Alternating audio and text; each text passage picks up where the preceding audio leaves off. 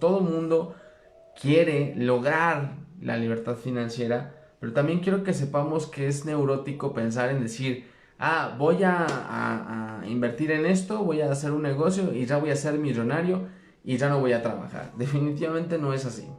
Y les voy a decir por qué. Para muestra falta solamente un botón.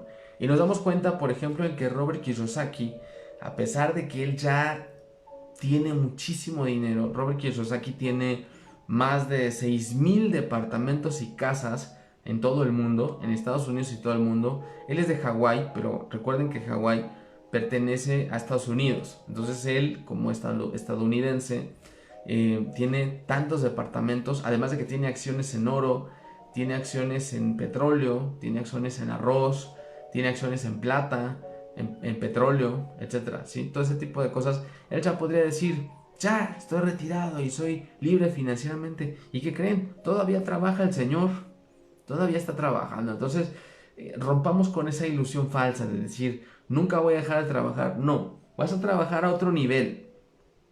Pero siempre hay que estar trabajando, porque donde tú no muevas tus finanzas o no muevas tus cosas, definitivamente puedes tener un grave problema, una caída de tu economía, etcétera, etcétera.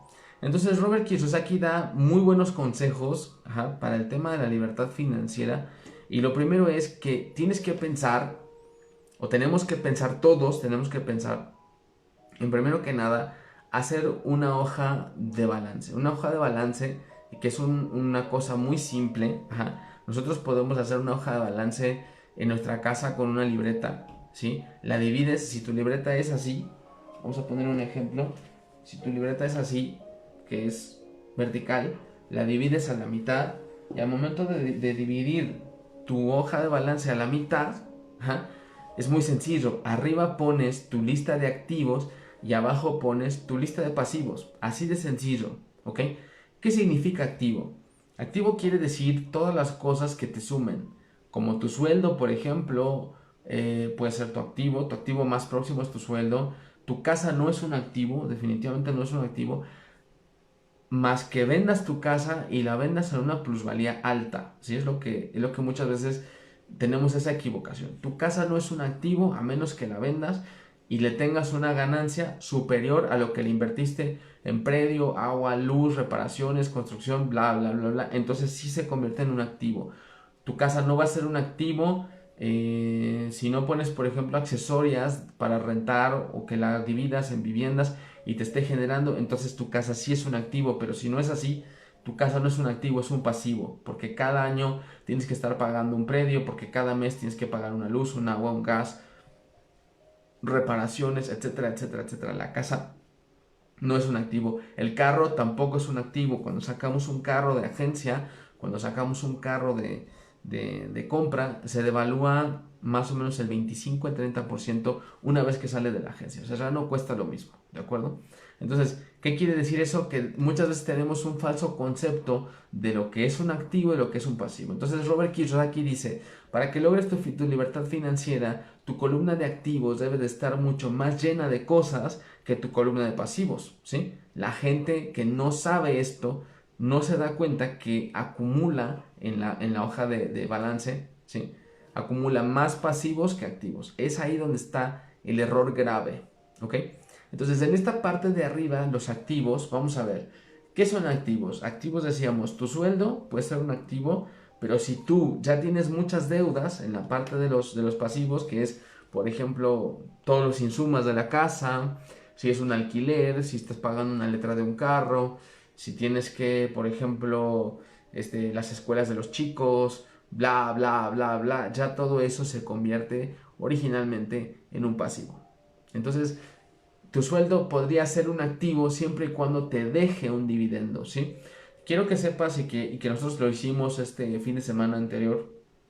Quiero que sepas que nosotros hicimos un juego que inventó Robert Kiyosaki, que es el juego de salir de la carrera de la rata, o que también en inglés se llama el cash flow. Entonces, ese juego precisamente es un tabulador, es un simulador, ¿sí? Que te enseña cómo salir de la carrera de la rata, de cómo debes invertir, de cómo debes mover tu dinero, de cómo debes mover un montón de cosas para poder salir de la carrera de la rata ¿Por qué? Porque ese juego está diseñado precisamente que muchas personas se quedan en ese tema de los hábitos de gasto, de, de, de, de ir a trabajar, pagar los gastos, ir a trabajar, pagar los gastos, ir a trabajar, pagar los gastos, ir a trabajar, y siempre están en esa carrera de la rata. Entonces ese juego precisamente te sirve para abrirte la mente, para darte cuenta y decir, ah, no, pues es que esto no, tengo más bien que empezar a comprar esto, a hacer esto otro, a llenar mi columna de activos, ¿de acuerdo? Entonces, en este momento, como ejercicio, te recomiendo mucho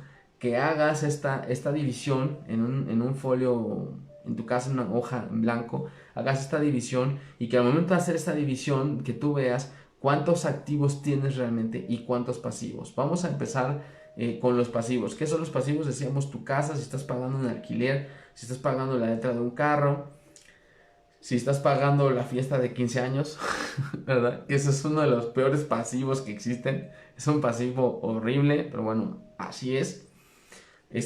Por ejemplo, no sé, a lo mejor algunos muebles que compraste, las deudas de la tarjeta de crédito, una tarjeta de crédito que está sobregirado, que está bloqueada, cancelada, que estás en buró de crédito. Todo ese tipo de cosas son pasivos, ¿de acuerdo? Entonces comiénzalos a poner ahí, obsérvalo, ¿sí? Cuando tú recibes tu sueldo, ya lo tienes todo en los pasivos, entonces quiere decir que tu sueldo realmente no es un activo. ¿Qué son activos? El activo se podría considerar que el ahorro puede ser un activo, aunque cuando tu dinero no lo pones a trabajar realmente no es activo, es dinero guardado, que si viene una devaluación o lo que sea, cancelado, ¿verdad? ¿Qué es lo que va a pasar? ¡Pum! Lo vas a perder. Entonces, lo que necesitas es meterlo a trabajar para que te genere, ¿de acuerdo? Activos, ¿qué puede ser? Bueno, pues puede ser una obra literaria, puede ser que tú tengas un libro, ¿verdad? Y que tú estés vendiendo tu libro y tu libro se sigue generando en una página como Amazon, por ejemplo. Que si tú eres músico y tienes piezas musicales que las puedes vender y que las metes en Spotify o lo que sea, o tienes algunos podcasts o cosas así, se está generando. Ajá.